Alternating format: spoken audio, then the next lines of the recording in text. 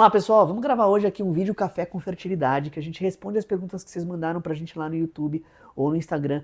Segue a gente ali nas redes sociais, a gente posta coisa todos os dias no YouTube, todos os dias no Instagram, todos os dias no TikTok.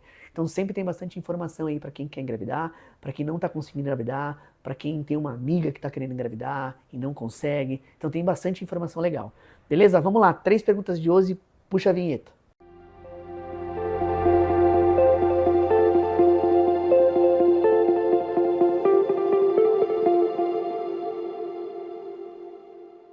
Vamos lá, pessoal, para a primeira pergunta de hoje, que é a seguinte, doutor, fiz relação desprotegida pela madrugada com minha mulher ovulando. Não dá para ver aqui que é o Vitor que perguntou, a mulher ovulando. Então, isso é uma coisa interessante, as pessoas sabem realmente quando estão ovulando, mais ou menos no meio do ciclo. A mulher tem algumas alterações, sai um pouquinho de muco no colo. E é verdade dizer que as mulheres elas estão mais susceptíveis ou com mais vontade de namorar, mais ou menos ali no meio do ciclo. Eu costumo dizer que a mulher ela tem um ciclo. O homem não cicla, né? Imagina se a espécie fizesse os dois ciclarem, né? A mulher e o homem, um encontrava o outro nunca. Então a natureza fez o homem ter hormônio reto ali o tempo inteiro e a mulher fazer um ciclo para se preparar para engravidar. Então isso sim é verdade. Ela tomou às 5 da tarde a pílula do dia seguinte. Ela faz efeito, no caso ela tomou no mesmo dia. Legal, então olha o que ele perguntou, ele namorou com a parceira dele ali, desprotegido, na madrugada, eu entendi que eles não querem ter filho e ela tomou pílula do dia seguinte às 5 da tarde, ou seja, provavelmente, vamos ver aqui, umas 17 horas depois da relação sexual. Vamos lá, pessoal, os gráficos mostram que sim, ela ainda faz efeito, mas quanto mais longe da relação sexual ali desprogramada, né, desprotegida e não programada para ter filho, ou seja, você querer fazer contracepção, melhor a eficácia da pílula. O gráfico mostra que acima de 24 horas o efeito contraceptivo é muito pequeno, tá bom? Inclusive você pode até produzir progesterona ali, e aí basicamente não evitar a gravidez. De qualquer forma, ela tomou dentro das 24 horas, né? Isso sim vai fazer um pouco de efeito, mas não seria o ideal, tá bom? E outra coisa, eu não vou conseguir te responder exata, mesmo que as pessoas usam pelo dia seguinte, às vezes 4 ou 5 horas depois da relação desprotegida, ainda assim existe uma falha do método. Então, eu sei que você está querendo ficar tranquilo aí com a sua pergunta, né? Que sua esposa ali, sua parceira não engravidou, mas você vai ter que esperar o exame de gravidez. Quando fazer o exame de gravidez nessa pergunta? Na próxima menstruação, quando você tiver atraso menstrual, quando a sua esposa tiver atraso menstrual, no primeiro dia de atraso menstrual, você já pode fazer o exame de gravidez, tá bom? Que a gente chama de beta-HCG. Vamos lá, a segunda pergunta de hoje que é a seguinte, pessoal. Olá, doutor. Nunca me falaram sobre a ciclagem em colo curto. Vamos falar um pouquinho sobre isso. Meu marido teve cachumba na infância, mas ele falou que não desceu.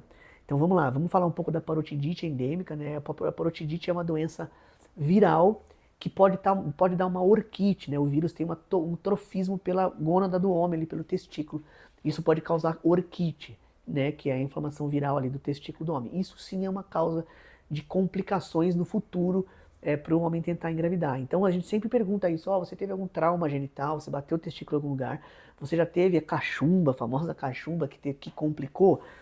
E ela falou assim, ele teve cachumba, mas não teve a cachumba complicada. Não sei se vocês já ouviram falar, a pessoa tem que ficar quietinha, em repouso, para não descer para o testículo, e a gente fala um pouquinho sobre isso. Eu estou junto com ele há 12 anos e 3 anos tentando ter filho. Então, o diagnóstico de infertilidade, pessoal, ele é muito fácil de fazer o diagnóstico, porque o casal está tentando ter filho há mais de um ano, sem nenhum método contraceptivo, este casal é infértil, tá bom? É um diagnóstico, a gente fala de diagnóstico clínico. Claro, depois você vai fazer todos os exames para ver por que o baby não vem, mas 3 anos tentando e o baby não vem, já tem alguma coisa, tá bom?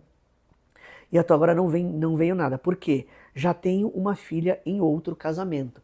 Legal, pessoal. Então a gente chama isso de infertilidade primária.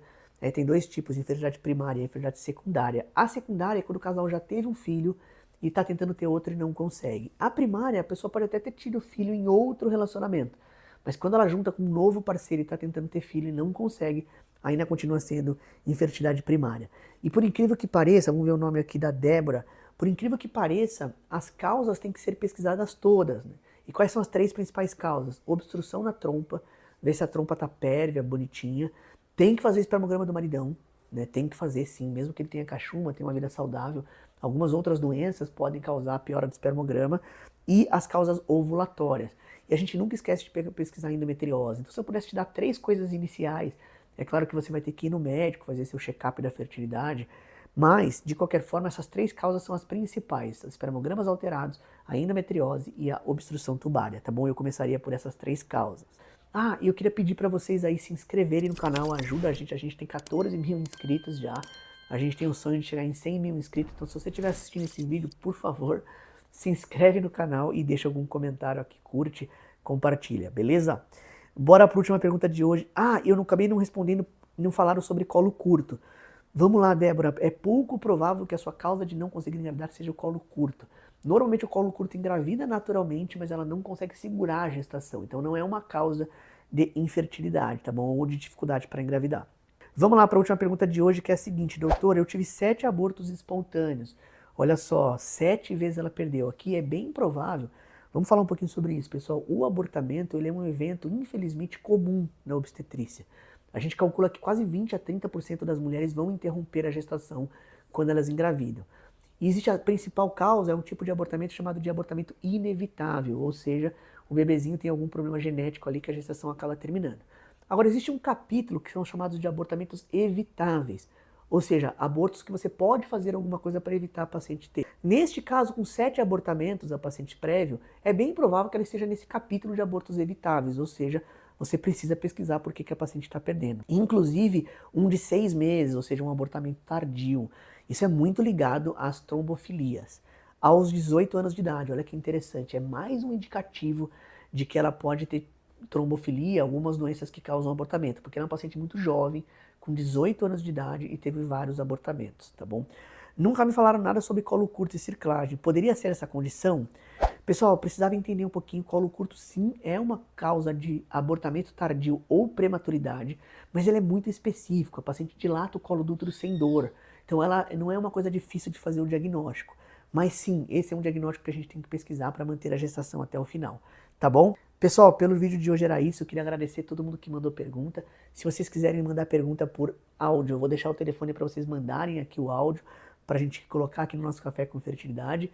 E queria convidar vocês para conhecer o Baby Center Medicina Reprodutiva, que a gente atende todas essas pacientes que querem engravidar, tá bom? Conta comigo para ajudar. Um abraço.